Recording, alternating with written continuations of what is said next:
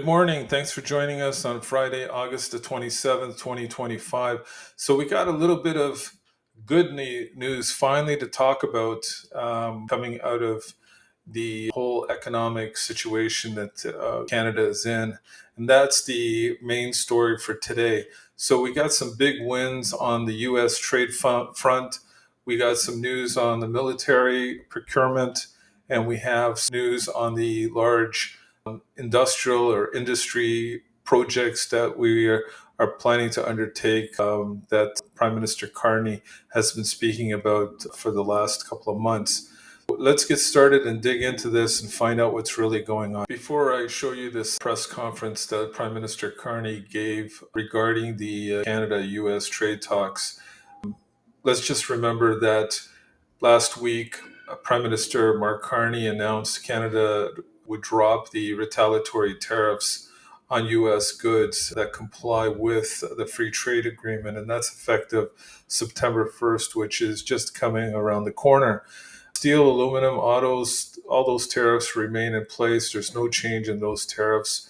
The move follows a phone call that Prime Minister Carney and President Trump had, marking the first time that they've spoken directly for several months. Prime Minister Carney emphasized that his decision to drop these tariffs wasn't appeasement or trying to get on the good side of President Trump, but was to kickstart the negotiations because I got the impression that the trade talks were stalled and he needed to do something to kickstart it. If you remember, Prime Minister Carney also rescinded the digital service tax a little while ago against those high-tech companies down in the States like Google and Amazon. And that didn't move the trade talks forward very much. They're hoping that this drop of these tariffs will get things started. And they have, because Trade Minister Dominic LeBlanc is down in the United States. They had a 90-minute meeting with Howard Lutnick, the Commerce Secretary, and apparently everything was moving forward very well. The U.S. had previously imposed up to 35% tariff on Canadian goods not covered under the free trade agreement, citing that there was, border security concerns and fentanyl, and we all know that story. The free trade agreement, as you know, is up for renewal at the beginning of 2026, around February. So I think this is a good move and good news. Let's play the press conference that Prime Minister Carney had given regarding this subject. Clarity on your government's position on trade with the United States. Sure. Following your Friday announcement. So this morning you talked about how you're seeking areas of cooperation in 5 areas. You listed critical minerals, autos, steel, aluminum, copper. What does that cooperation look like, and how is that different from what your government was trying to achieve ahead of that August 1st deadline?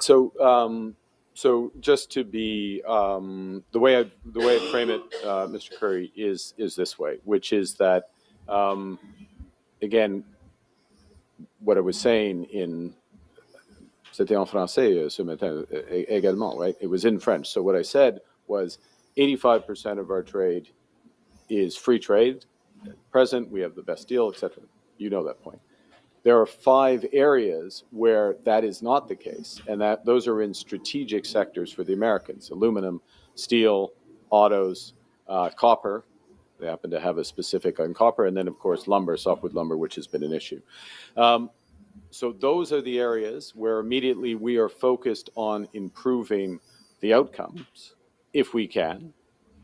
And in order to do that, and this is what I said on Friday, in order to do that, we will have to look at other areas where we can have win-win cooperation, other areas. Now, so it's an isolation of the set of issues around those strategic sectors for the American. And all of this in the context, as you know, of an upcoming review on CUSMA that will start next year. But in effect, we're beginning to prepare for it now, and I would expect the Americans to be doing the same. So it's within that context we have both a broader partnership, if we can negotiate that and find win-win opportunities that trade off against the two, which is what we're working hard at. And I'll finish by observing that Minister LeBlanc, my chief of staff, are, as we speak, in Washington with colleagues having those discussions with their American counterparts. And this is good news, especially on the U.S. trade front, because now we're starting to talk about the free trade agreement. And I've said before that I believe Prime Minister Carney would like to get that agreement renewed a lot earlier than the renewal date of next year in February. And that's what he's done by dropping these retaliatory tariffs. And he says he's kickstarting or at least moving that conversation forward. And I think that's good news for Canada. So the other piece of good news is Prime Minister Carney's complete pivot on liquid natural gas from his predecessor, Prime Minister Trudeau.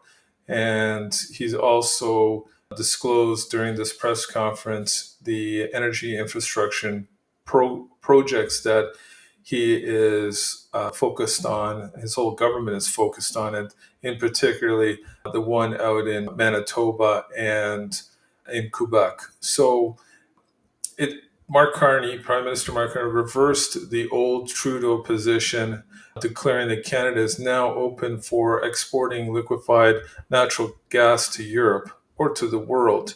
Prime Minister Carney was in Germany and he signed a new energy pact to deepen cooperation on liquefied natural gas.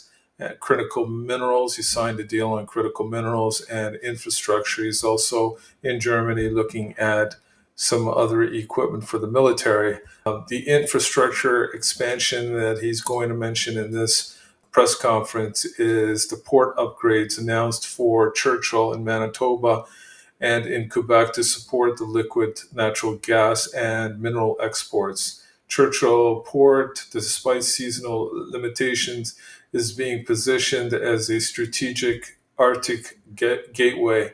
And it's an existing facility, just needs to be modernized. So why not use something that we already have to help advance our economy? Natural Resources Minister emphasized that the liquid natural gas as a tool for energy security, sovereignty, and low carbon reliability.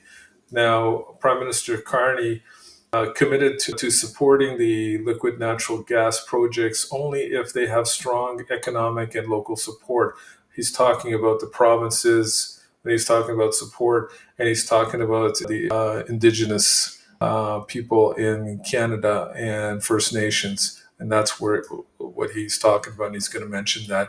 Political tensions, of course, always when the government's trying to do some. Critics argued that the Churchill route is politically motivated to appease Quebec, the province of Quebec, on their stance against anti-pipeline oil pipelines being built in their province. So let's listen to the press conference and we put it on now. Is in the process of unleashing $500 billion of investment in energy infrastructure, port infrastructure. The closest Mark Carney has come yet to admitting which nation-building projects his government wants to prioritize.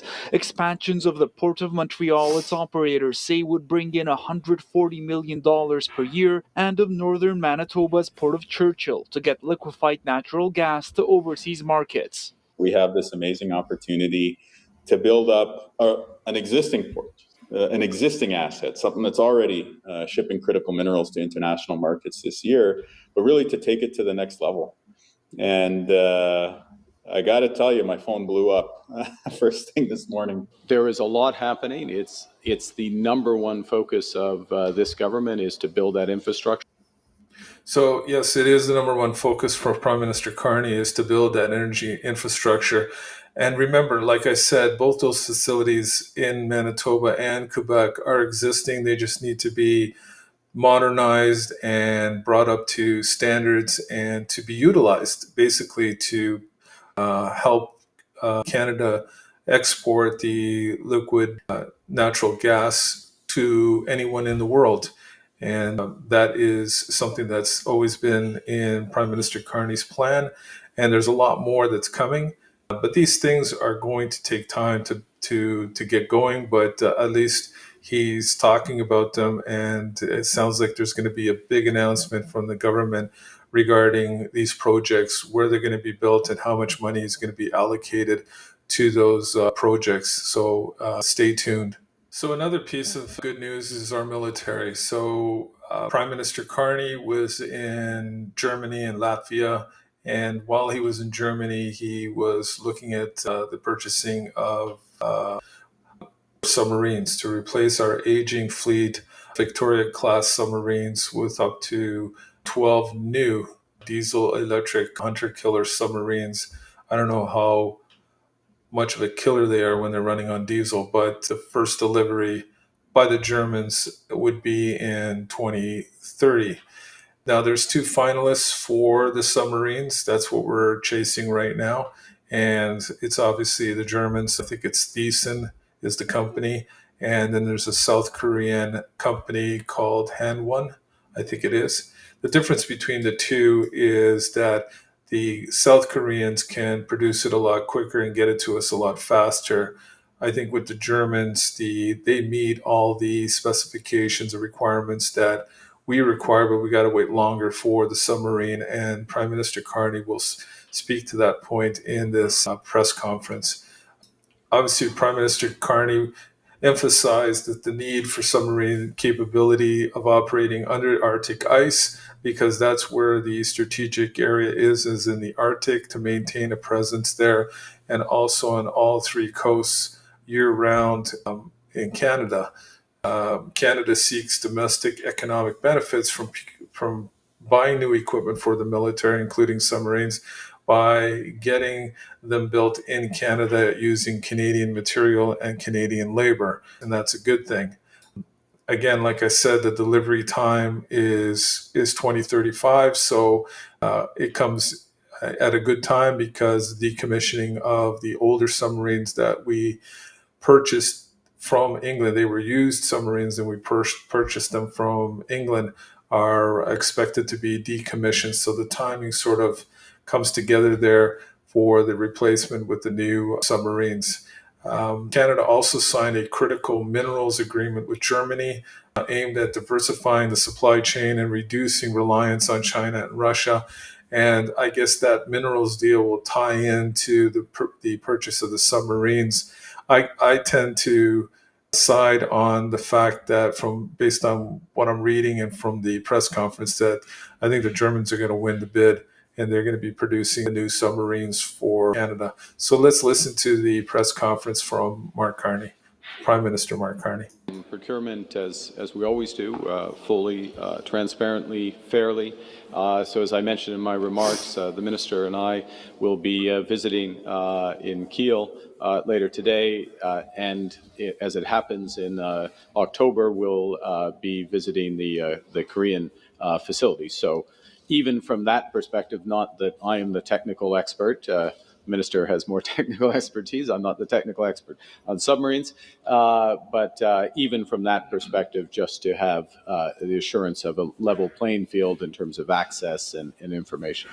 But I'd stress that these both two bidders, and since I'm in Germany, I'll refer to the German-Norwegian consortium, meet all the technical requirements, the capability requirements. That's why we've been able to accelerate this. There's a clear difference in their ability, the two finalists, to meet those technical requirements, which are very demanding, because in Canada, submarine means weeks under the sea ice, as well as in the Pacific at the same time. So we need to be able to have year-round fleets in all three coasts under quite demanding conditions. So that's how the field narrows quite quickly. So it's a testament to both of these companies, both of these consortium, that they qualify.